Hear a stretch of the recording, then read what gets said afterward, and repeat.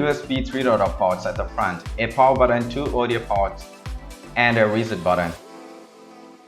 The case actually comes with an RGB controller.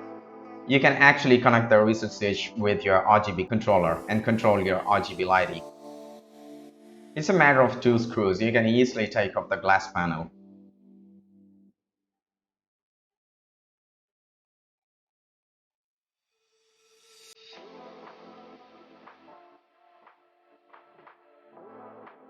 The case is absolutely spacious. You can actually fix one SSD inside this cabinet, and you can fix almost any type of motherboard inside, from ITX to full-size ATX. And the tower actually comes with almost everything you would need, like from screws to zip ties for cable management. And there is an exhaust fan at the back of the tower.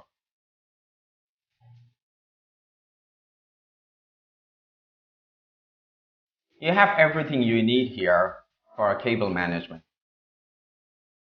And there are 2 compartments for hard drive. There is another compartment for your power supply. You can actually fit 2 SSDs at the back,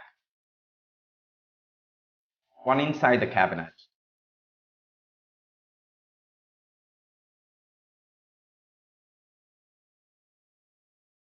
You can actually remove all these 3 fans from front and fit it with a water cooler if you want. You can also fit a water cooler at the top of the tower. So that's guys, thanks for watching. Don't forget to hit the like and subscribe and share this video with your friends and others. Thanks.